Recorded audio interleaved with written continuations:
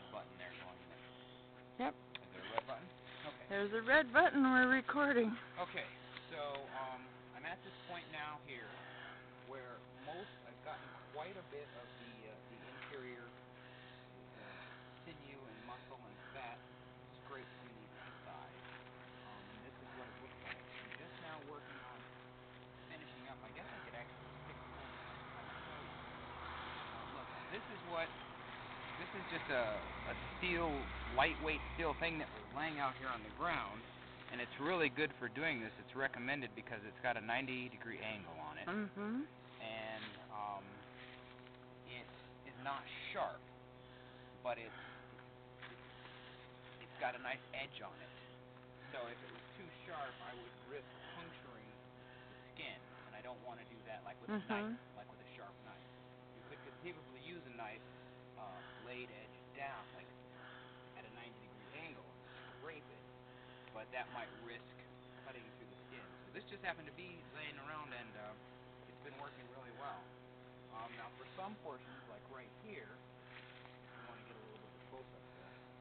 Right here, this is a bit of, that looks like fat to me, and here's the hair side, and that will be next. I'll be flipping it over shortly. You can kind of see the hair, and there's a good bit of meat, fat still on there. Now when I get down here, this fleshing beam, by the way, is working quite well. Okay, so this portion here, I've just been kind of working it around, and I hang a section there, and I just take this whatever you want to call it, and I just kind of, it does require a little bit of, now I've also only used water on this. I haven't used any lye solution whatsoever.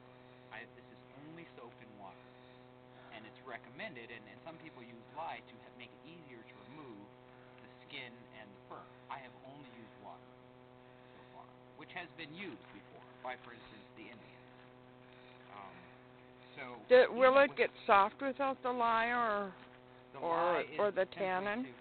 The lye is a part of the hair and skin removal process. I see. The tannin is after you've removed all of that and you're working tannin into it to preserve it. Mm-hmm. The lye only has to do with, or even soaking it in water, only has to do with making it easier to remove what I'm removing here. You see I still have this bit of meat, and I'll just hold this up for a moment so you can kind of see. It's much lighter now. So there's still this bit, there's a bloody bit there, and whatnot. And I've got to remove all that hair for a buck skin, or actually this is a doe skin. As I showed earlier, there were nipples.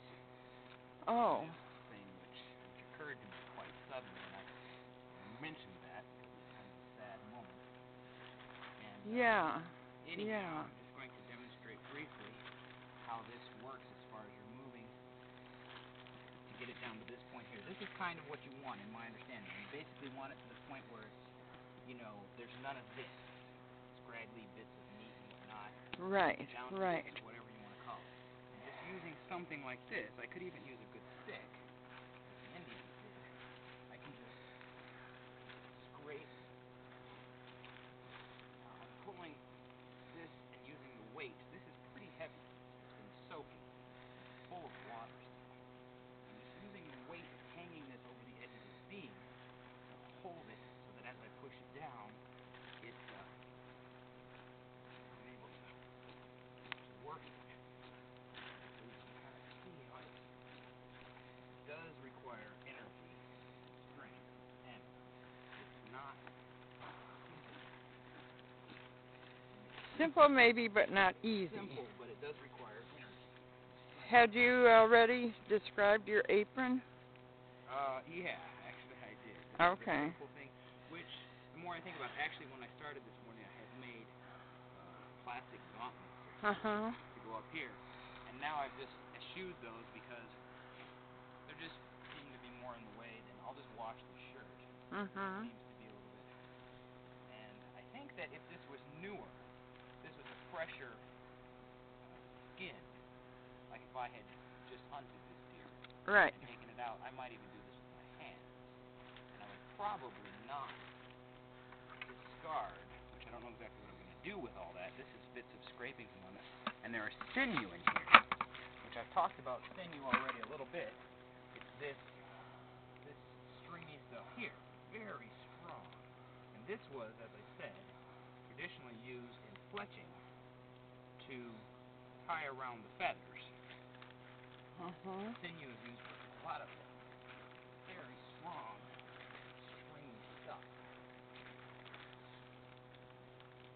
And then, of course, there's fat, which I have started to come upon more and more, which you can't help but to imagine all the things that you breathe. Right. Some kind of fat. So I don't know exactly what I'm going to do. I'm probably going to... This was... The water that this was in, by the way, this morning was frozen. Because it was 23 degrees out. Was it frozen on the top? It was frozen on the top. Actually, it wasn't completely frozen. There was just some slushy-like material. Oh, you might also want to remember that, which I didn't think about this before, that little bits and whatnot fall off, and I'm standing on this. It would behoove me, so to speak, to take my shoes off before walking into the house, because otherwise I'm going to be stepping on all of this animal fat and yuckiness and then tracking it into the house. And that's not what we want. So I need to remember to take my shoes off before going into that nice clean house. I'm almost done with this side, and I'm about ready to flip it. So now I smoothed this pole up after I cut it. I smoothed it. It's not perfect, but there was a part of me that thought I wanted to maybe leave a little bit of ridges as long as there wasn't anything sharp that could catch or puncture, because part of what's happening in tanning is stretching. I see. And working the material. So some sideways ridges might have... Something. I was just thinking anything that works the leather a Right, little bit more. right. Even on my boots this morning, I put a little bit of olive oil, because in my studies I have learned that leather can use a little bit of oil and it's helpful, beneficial to it. All right. You're about done? Okay, let me Yeah. just show right quick this. I don't mean to totally gross you out. No, it's not that. Alright, let's see. And every now and then when I get to a spot like this, where I'm way down, and I've gotten quite a bit of meat in that kind of sitting there. Now this was very heavy at first, I mean, imagine. I have been using a knife, which I will sterilize and clean. Yes, all you have to do is soak it in bleach. Every now and then, when it gets down there, and there's a lot, some of this I can actually just pull. And it's easier now that it's warmer. This morning it's a little bit harder. And just use a knife to in that bit. Now, if this was fresh, I suppose I could make jerky out of that. I don't know how good it would be. Right. It'd probably be pretty decent. It just kind of helps to make it a little bit easier to do. Now, I have no idea how this is going to be when I turn it over and start attempting the other side, but I just have this little bit here left, and that will be it for this side. Oh. So, I'm amazed. That, for one thing, I'm amazed that you went ahead and you did this. You didn't just think, we're out there waiting for me. now, do you have the time to? I was hoping. I have to go in. I was hoping to maybe flip this over and see how it's going to be to get the fur off. I really have to go in. So to stop it, you just press the top